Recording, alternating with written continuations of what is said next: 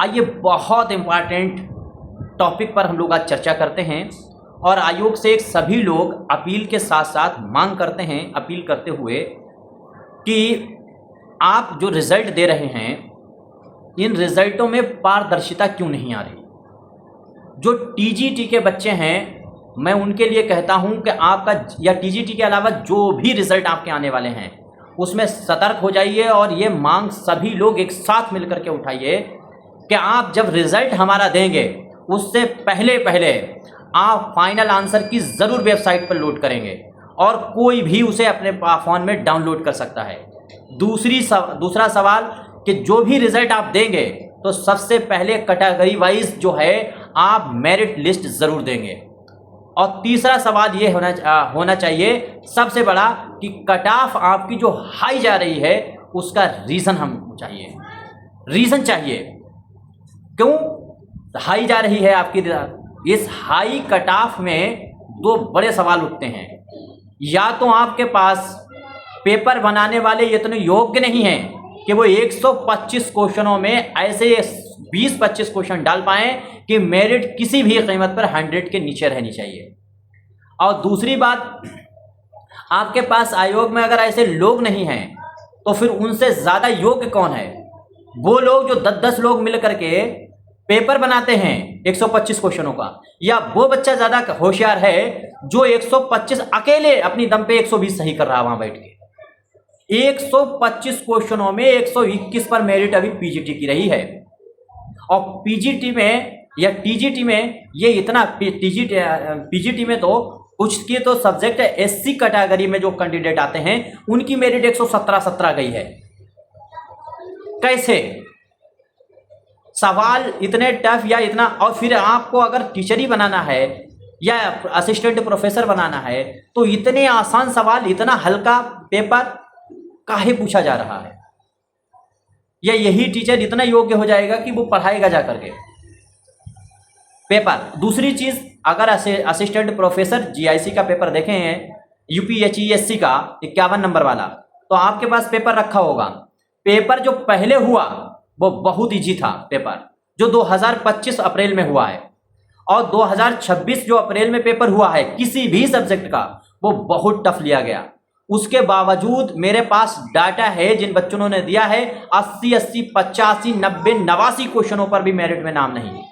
ऐसा कैसे, कितने पे मेरिट गई? और अभी तक असिस्टेंट प्रोफेसर का अभी भी किसी भी सब्जेक्ट की उन्होंने ना तो मेरिट दी है और ना ही किस कैटेगरी में कितने पे मेरिट रही है ये बताया है, और ना ही फाइनल आंसर की दी गई है। फाइनल आंसर की देने में आपको किस बात का डर है? क्या समस्या है आयोग की? मैंने कहा है कि समस्याओं का भंडारा बन चुका है आयोग।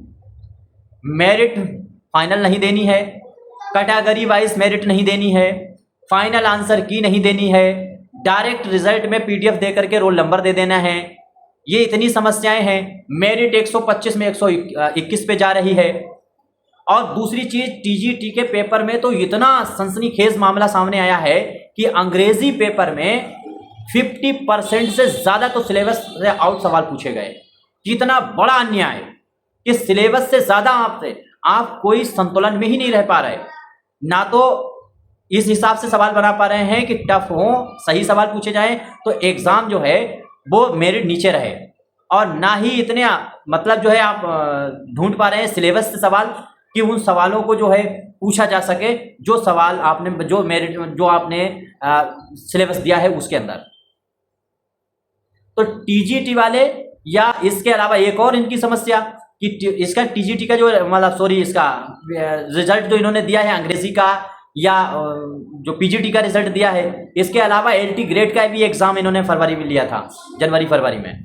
एलटी ग्रेड में किस कैटेगरी बेस पे बच्चे अंदर लिए गए हैं मेंस के लिए, किस मतलब जो है किस सब्जेक्ट की कितनी कैटेगरी कितनी मेरिट रही है, ये किसी भी बच्चे को नहीं पता और अभी तक नहीं। फाइनल जब हो जाएगा, नाम सेलेक्ट हो जाएगा, ज्वाइनिंग लेटर बढ़ जाएंगे, तब जाकर के आपका दिल होगा तो दे देंगे, दिल होगा तो नहीं देंगे। और अगर उसमें भी कोई संशय बनेगा तो आप बच्चा कोर्ट जाएगा, कोर्ट के चक्कर काटते रहो, उसके बाद तो फैसला हो ही चुका है।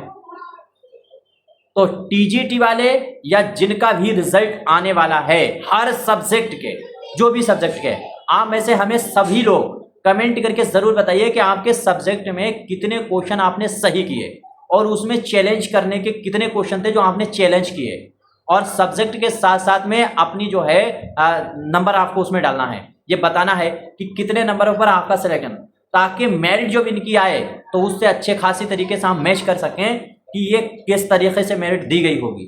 बच्चा किस किस से फ़ोन करके कंफर्म करेगा कि आपके कितने क्वेश्चन थे जिस पे आपका सिलेक्शन हुआ है।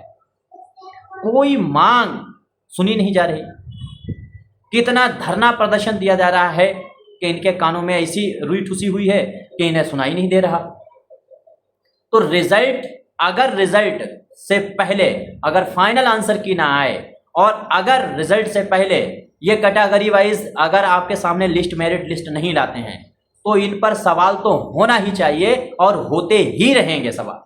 किसी भी तरीके से पारदर्शिता नहीं है। फिर राम भरोसे नैया चल रही है, एंजॉय करते रहिए। आपका क्या मशवरा है इन सारे सवालों पर जो हम सवाल खड़े कर रहे हैं कि ये कैसे हो पा रहा है? क्या मशवरा आपका है, क्या होना चाहिए और कैसे ये मेरिट बनाई जा रही है? जो भी आपको जानकारी है ज़रूर बताइएगा, अपना मशवरा ज़रूर दीजिएगा, अपने सुझाव कमेंट में ज़रूर दीजिएगा। बाकी तो बस टीजीटी वाले, हर सब्जेक्ट वाले तैयार रहो, रिजल्ट आपका 1-1.5 महीने में आ जाएगा झम से। इसकी तरह अब ये जीआईसी का देखिए। और दूसरी मसला सबसे बड़ा कि जो UP TG assistant professor 51 number का पेपर आया हुआ है, उसमें इन्होंने ऑनलाइन चैलेंज करने का मौका दिया है जो क्वेश्चन गलत हैं। अच्छा है, प्रशंसनीय है, लेकिन उसके बाद में जो जीडीसी असिस्टेंट प्रोफेसर का पेपर इतना टफ किया और फिर भी देख लीजिए मेरिट इनकी। और आप उर्दू सब्जेक्ट का अगर हम बताएं तो इन्होंने बागो बहार में शेर दिया, बागो बहार का, वो पहले दरवेश का है कि दूसरे दरवेश का है, आयोग का यही नहीं पता, और क्वेश्चन में गलत दे रखा है आंसर, यानी वो दूसरे दरवेश का पहले दरवेश का दे दिया है। तो उर्दू वाले अगर देख रहे हैं तो उसको चैलेंज करें, और चैलेंज भी ऑफलाइन में लेते हैं, वो अलग तरीके का लेते हैं जो यूपीएससी वाले हैं, और जो जीडीसी के असिस्टेंट प्रोफेसर पे यूपीएससी जो लेता है वो अलग तरीके के चैलेंज ले रहे हैं ऑफलाइन, और फिर पढ़ते हैं तो पढ़ते हैं, नहीं पढ़ते हैं तो नहीं पढ़ते हैं। क्या इनकी जिम्मेदारी प्रोफेसरों की नहीं है? पहली बात तो यह है, आपसे क्वेश्चन गलत बनते कैसे हैं, और फाइनल आंसर की आप देते इसीलिए नहीं है कि फिर कुछ क्वेश्चनों पे गलती निकाल दी जाएगी मेरी और पकड़ लिए जाएंगे और कोर्ट केस हम पे हो सकता है, कोर्ट केस हो जाएगा। तो इतना डर है तो काहे नौकरी नहीं छोड़ देते? आप पेपर क्यों बनाते हैं? बहुत सारे टीचर हैं, उनसे तो गलती हो ही नहीं जाती जब क्वेश्चन बनाते हैं, प्रैक्टिस सेट बनाते हैं। आपसे क्यों गलती हो जाती है छोटी छोटी चीजों पर? आप सवाल बहुत हैं और फिर बाद में वही 4-5 क्वेश्चन जो आप चैलेंज करवाते हैं उन्हीं की आप जो है लिस्ट नहीं देते हैं कि सही माने हैं या तो चैलेंज स्वीकार किया या नहीं किया। उसके बाद में मेरिट में उन्हीं 4-5 क्वेश्चनों से 5-10 क्वेश्चन जो गड़बड़ पूछे जाते हैं, 5 क्वेश्चन तो होना है, 5 क्वेश्चन जो चैलेंज वाले होते हैं। आप देखिए जो असिस्टेंट प्रोफेसर जीडीसी यूपीपीएससी वाला जो अभी हुआ है 31 तारीख को, उसमें जीके जीएस में 3-4 क्वेश्चन चैलेंज वाले हैं और सब्जेक्ट में तो 4-5 क्वेश्चन सब्जेक्ट चैलेंज करने के लायक हैं। ये इतने ही 7-8 क्वेश्चन ही मेरिट क्लियर कर देते हैं कि किसका सिलेक्शन होना है किसका नहीं, क्योंकि वो क्वेश्चन बताए ही नहीं जाएंगे आपको कि आपकी तरफ से जो चैलेंज किया गया है वो स्वीकार है या नहीं स्वीकार है, और वहीं से ही सारी चीज सेट हो जाएगी कि हाँ कौन अंदर जाएगा कौन बाहर जाएगा। तो अब हम आखिर में विनम्र निवेदन करते हैं आयोग से, आयोग के अधिकारियों से, और हम अपने मुख्यमंत्री जी से भी निवेदन करते हैं कि आपका माहौल, आपके अधिकारी, आपके कर्मचारी खराब कर रहे हैं। माननीय मुख्यमंत्री जी समझिए, अगर हमारी आवाज़ आप तक पहुंच रही, बच्चों की आवाज़ पहुंच रही, क्योंकि ये मुख्यमंत्री को जिताने का काम या सरकार को बनाने का काम ये जितने आपके बैठे हुए आयोग में अधिकारी हैं या जो पेपर बनाने वाले सीट पे टीचर हैं, ये आपको नहीं बनाएंगे। बोर्ड जो जनता देगी, जो बोर्ड बच्चे पेपर देने जा रहे हैं ये देंगे, इनके परिवार के लोग देंगे। तो आप भी इन पर सख्ती से काम लीजिए। आप पैसा दे रहे हैं, इन्हें सैलरी दे रहे हैं, इनसे सवाल पूछा जाना चाहिए कि आपसे पेपर काहे नहीं सही बन रहा, या तो बहुत आसान बन रहा है या फिर आपसे 10-10 क्वेश्चन गलत, आप टफ करने के चक्कर में 10-10 क्वेश्चन गलत पूछ लेते हो, फिर वो चैलेंज स्वीकार ना स्वीकार कुछ पता ही नहीं। खैर, आपके जो भी सुझाव हों जरूर दीजिएगा और मांग ये जरूर करते रहिए कि हमें सबसे पहले अपना फाइनल जो है रिजल्ट आने से पहले ये तीनों चीजें चाहिए। ठीक है, धन्यवाद।